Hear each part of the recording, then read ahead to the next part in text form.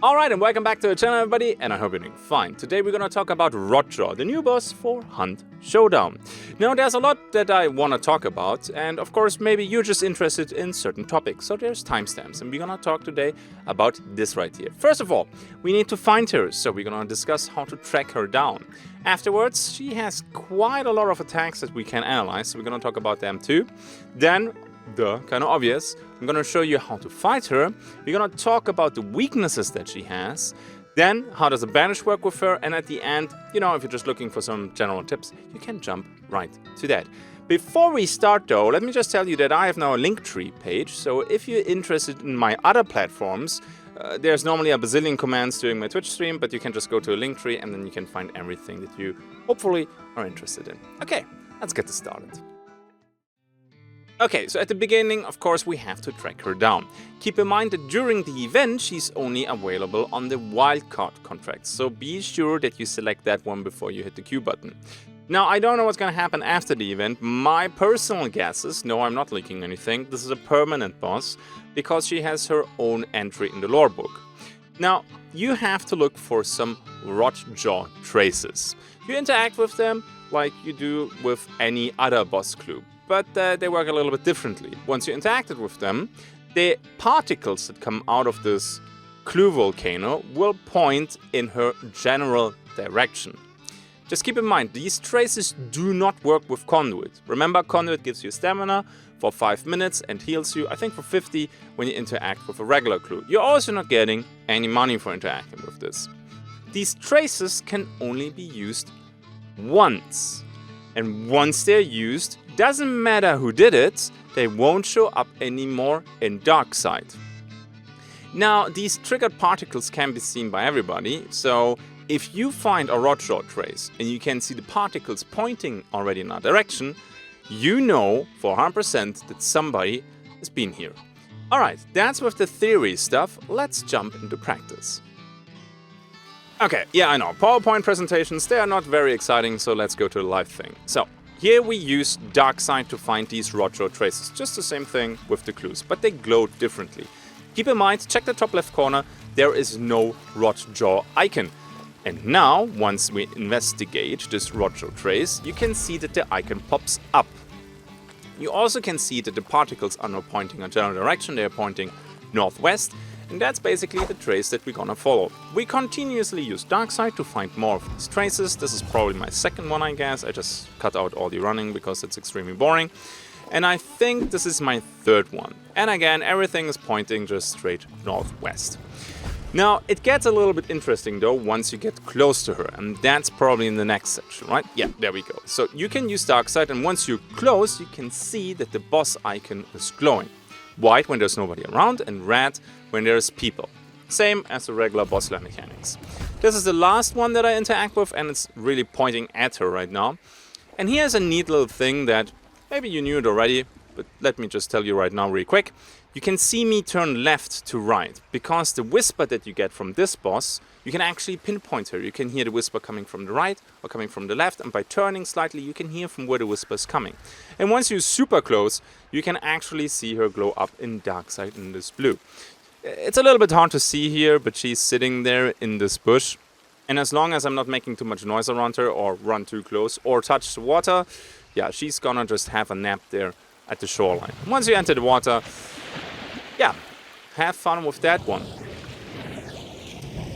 Yeah, it's just a beautiful boss. I'm gonna explain all these mechanics in a second, because, yeah, you better know what the hell you're doing, because otherwise this is gonna be a very painful fight. Okay, let's go back to the theory part of this class. Let's talk about the attacks that Rotjaw has. In total, there are 5.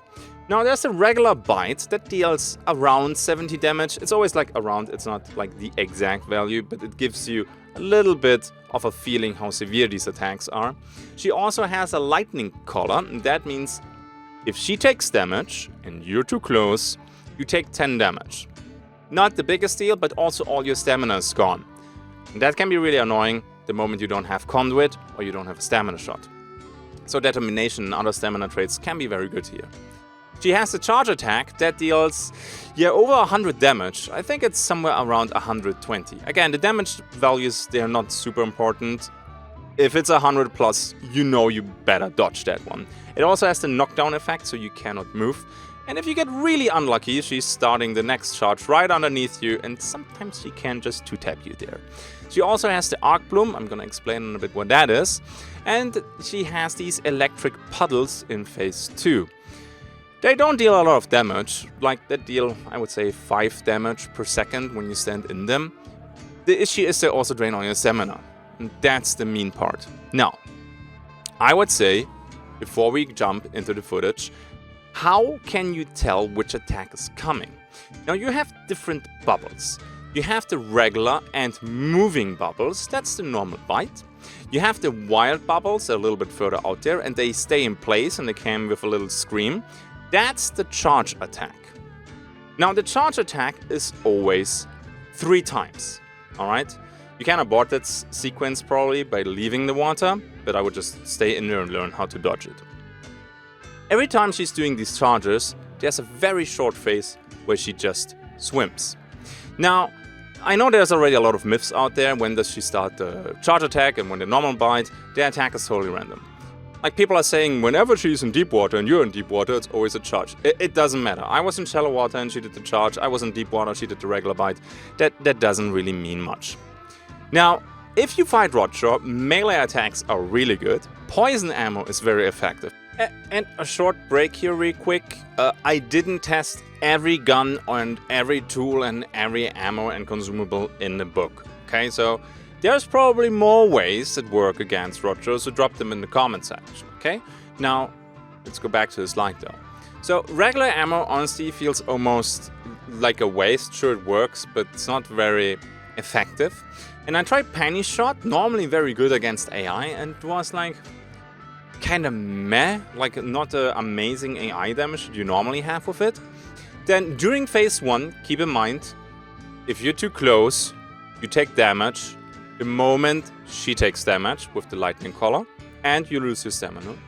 And then you have a phase transition at 50% with the Arc Bloom. I'm going to show you that in a second. And phase 2, every time you target her, the attacks create electric puddles. Now, I know that there's a few more things that I'm not going to cover here in this video. For example, I know that the crossbow is good. I also know that the bow with the poison arrows is good. There is so much, okay? And I'm gonna show you a fraction of that, what I think is effective, but I'm aware that there's most likely more. Okay, nice. Let's jump to the practice part again. And here we go. So first of all, let me show you how not to do it. Throwing knives are kind of meh. I tested it as well, but yeah. So you can see that is way more than 100 damage. And if you don't know what you're doing, this is one of my first attempts ever fighting Rotjaw, then yeah, she can kill you. Also, it seems like the comment log is a little bit funky there, because that first charge was way more than 74 damage. But okay, and this is why we need to learn how you can dodge this and how to identify the attack. Now here's another attempt.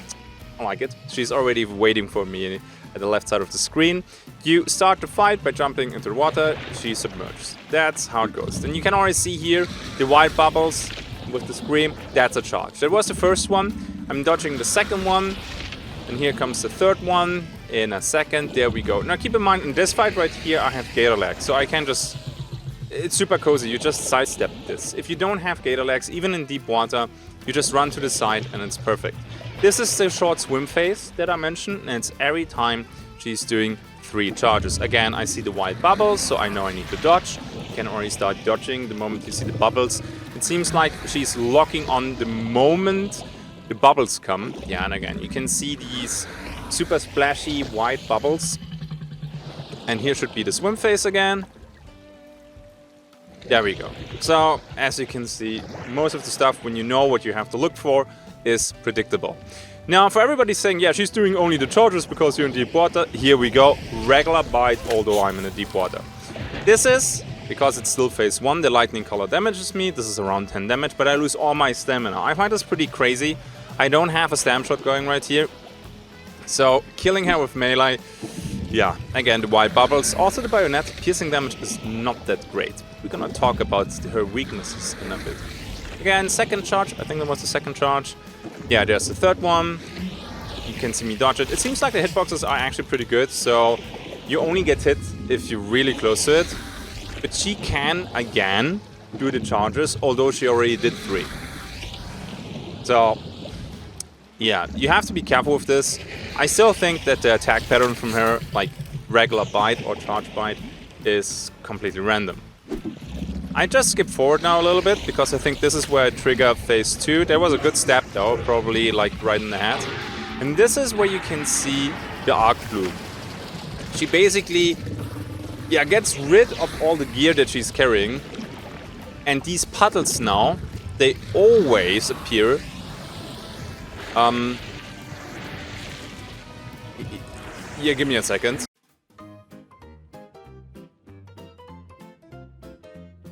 Okay, I don't know what happened there. I killed her now probably 60, 70 times just for this video alone. And I have to say she never did that before, but okay. You can see here the moment I damage her, this electric puddle gets created. It's, I think, around 20 seconds. The moment you tap into it, you take like 5 points of damage. But you lose all your stamina. So, not that great. We can keep going here. You can, of course, shoot her in the mouth when she charges you. The mouth and the head are the sweet spots, so try to target that. You need some practice for that, though. Again, 3 charges, the swimming phase. Here I'm just checking again. Yep, still drains all my stamina, in case you missed it the first time. And they stick around for quite a while. This is one of the main issues, though, when you fight this thing and there's other players rolling up. Yeah, having no stamina and being in the open, that is not great. Alright, here again you can see the regular attack in the deep water. Might be a little bit, you know, takes a while here, but I really want to show that this is RNG and not some, oh yeah, shallow water, regular attack, deep water, always charge. I had a few people in my Twitch chat, and I know that they're just trying to help, but this is just, for me personally, after killing that thing for hours now, the attack sequence seems to be absolutely random. Now we're almost there, and as you can see, I said already, regular ammo, even though I shoot that thing in the head, not very effective, okay? Again, we wait for the charges here. There's another one. I mean, it looks goddamn amazing. We just shoot it. Again. I just really wanted to confirm that it's always working, okay? I don't know why you stepped it like 10 times in the thing. But hey, it's for a guide. So maybe you missed it the second time and I do it now 3 times. There we go. Again, the swim phase, you can abuse this for shot. Regular attack, we're gonna do this. Bang. Finally dead. There you go. That's it, more or less. You can't see all the attacks. I think everything should be clear now. Whew. Let's jump to the next chapter. Okay, so during my live streams and also in the YouTube comment section, I get one question a lot. What is Rotjaw weak to? How do I attack her the best, right? And fair enough, let's discuss this right now. So first of all, I think melee damage is the way to go, more or less. It's kind of quiet, right? Once you know her movement pattern, you can do this without taking too much damage. I mean, the lightning color is one thing, you can't really avoid that. And blunt and slash is the way to go. I try with the sledgehammer and I try with the combat axe. Piercing damage is okay-ish. You could see me do it with the bayonet. That was okay. When you hit the sweet spot, it was decent. In terms of ammo, yeah, regular ammo, incendiary ammo, not that great. Poison ammo, though, that was juicy, I have to say. I was surprised how effective that is. Poison clouds, they're kind of meh. Like, I used it with the hand crossbow. It was okay, it's working. You can shoot already the bubbles, and she takes damage, but yeah, sometimes you're blocking your own path, so you need an antidote shot for that to do it safe. And, I don't know, it didn't feel that efficient, to be honest. But, hey, it works.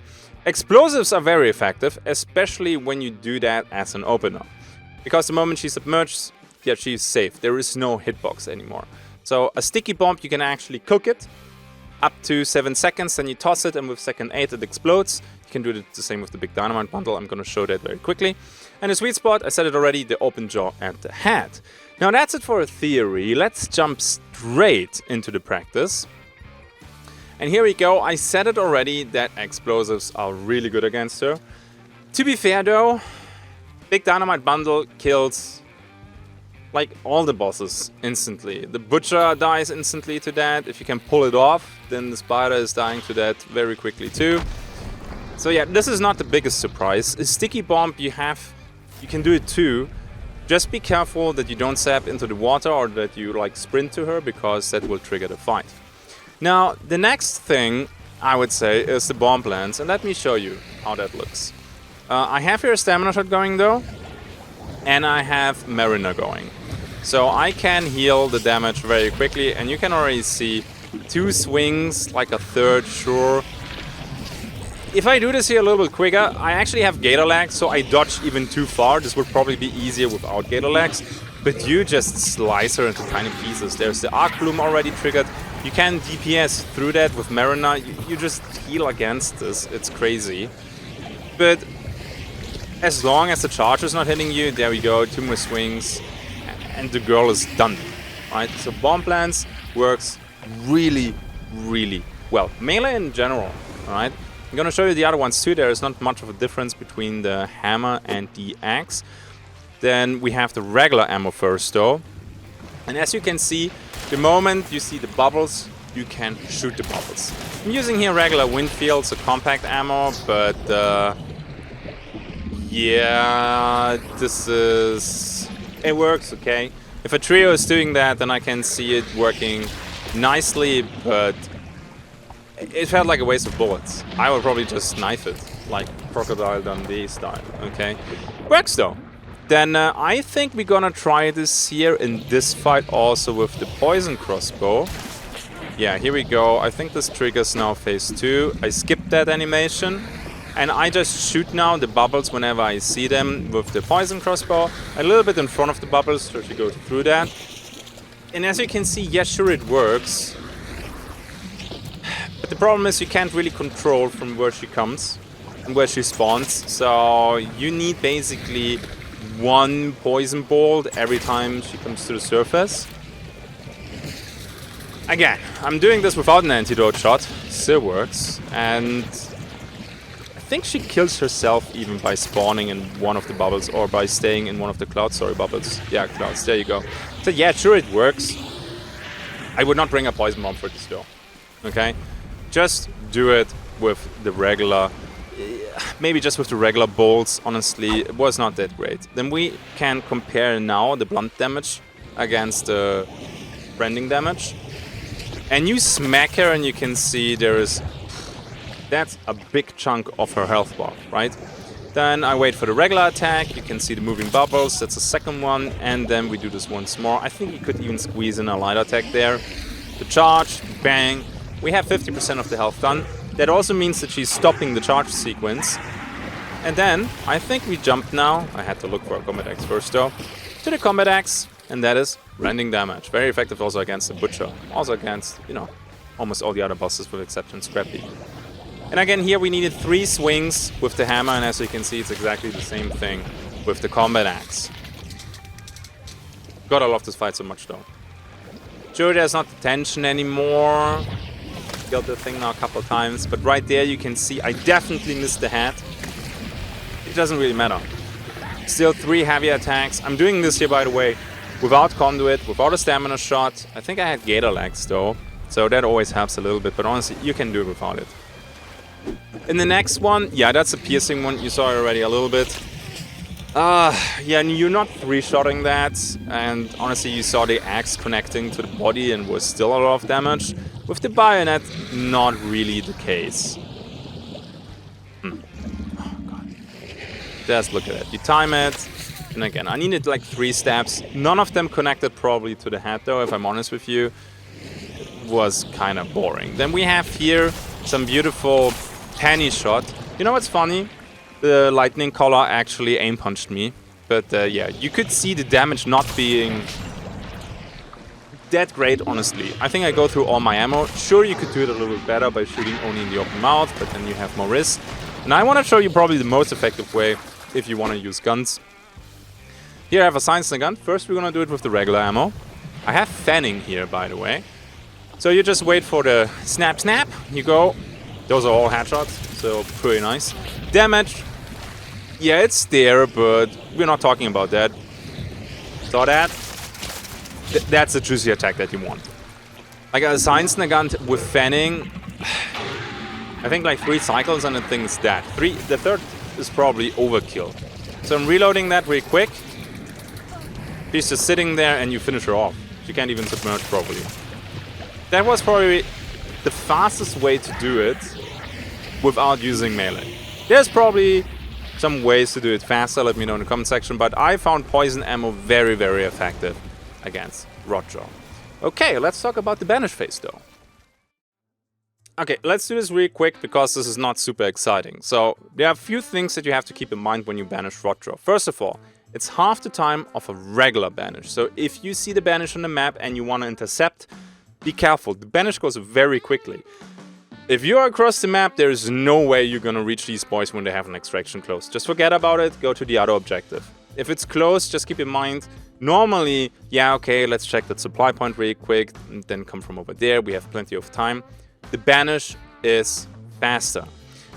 Also, a little bit of nitpicking here, but it's a wild card and not a boss. I know how this sounds because everybody's talking about a boss here, okay?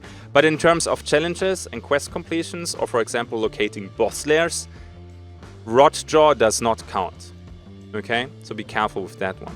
The banish is though the same as a regular boss banish. It heals you, it restores all bars, not just 50, not 75, it restores all bars, okay? She drops only 1 token though. And that token is $100. It's kind of nice because there's a little bit of a surprise element here. You don't know, is it now a solo, is it a full trio? Only one way to find out. So, and then because people ask me, that's why I put it here on the slide, you can see the banish on the map. It looks like a regular banish. The moment you find her, you can see the boss icon on the map, and once it's banished, you can see the map burn black and blue. Alright, and the token pickup grants Darkside. 5 seconds for everybody, and for solos with Magpie, 10 seconds. Then again, just so you people know that I'm not bullshitting you, we have here Rotjaw again. It killed me a couple times, I did that on purpose, alright, before, oh my god, the Snoop is dying 3 times to that thing. I'm so good at the game that I can actually slow punch that gator. Yeah. So, as you can see, works perfectly fine. Death animation, missing 3 bars, missing stamina. Click on that one, boom. Not restoring my stamina, so I don't know why I mentioned stamina. Who cares? Alright, restores all your bars and heals you though. Perfect! And again, when you pick it up, it looks like this, like a regular token. You can use Serpent for this one. You pick it up, it triggers Conduit, should you have it, so not too much of a difference. Let's go to the final chapter. Okay, keep in mind that Rotjaw is out now for a couple days, and keep in mind that there was also nothing on the test server. So stuff might get tweaked in the upcoming weeks and months. So should you watch this guide in, I don't know, a year, some things might not be up to date anymore, okay? First of all, I would go with melee. Get used to the movement pattern of her attack pattern, and then just slice and dice, I guess, and it should be totally fine. Cheap and fast. Otherwise, poison ammo is always good. I know a lot of people who play the Science Nagant with poison. As you could see, that's super effective. Explosives work if you're willing to sacrifice them.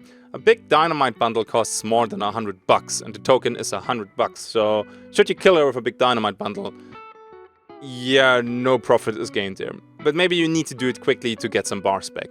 Who knows? I like it that there's now more options to get bars back. Maybe we do a different video about that though. Traits, Gator Legs and Mariner, that is only available during the event, I think. They help a lot. Gator Legs for dodging, especially at the beginning. You don't need it, and honestly with Gator Legs sometimes you dodge too far away and you cannot do the follow-up melee swings. Mariner is super good though. Other traits that you can use is Determination for faster stamina regeneration, or you just take Conduit if you visit a clue first. Then you get 5 minutes, and that should be more than enough to kill Rotjaw. Sidestep their attacks. Pretty simple. All of them. Don't go into the puddle. For practice, I would recommend fighting close to the shore. She does not go on land. You're safe there. You saw me fight her in deep water a couple times. If you fuck that up though, and there's a fast follow-up while you're knocked down, it can get ugly. Sure, you have a teammate to rescue, or maybe you have Necromancer and Resilience to pick yourself up again. Unnecessary though. Okay, for practice, try it close to the shore, and if, you know, things go south, save yourself very quick. Alright, that's it. Let me know in the comment section how you fight Rotjaw. Maybe there's something that I don't know yet. Otherwise, that's it for today. Feel free to share the guide. Would be much appreciated because they're always a lot of work. Thank you. That's it for today. We did now one for Scrapbeak and one for Rotjaw. Should I really do one for the Butcher, the Spider, and the Assassin? Maybe one day. But you know what? These people right here first, they need also to be mentioned because they're amazing. My patrons, thank you very much. As usual, for everything that you do. Also for the kind words that you message me. I know a few of you do that. It's very much appreciated. Thank you for watching. Now go out there and hunt Rotjaw. Get some alligator hide for your trophy cabinet. I'll see you in the next one. Until then, have a good day and bye-bye.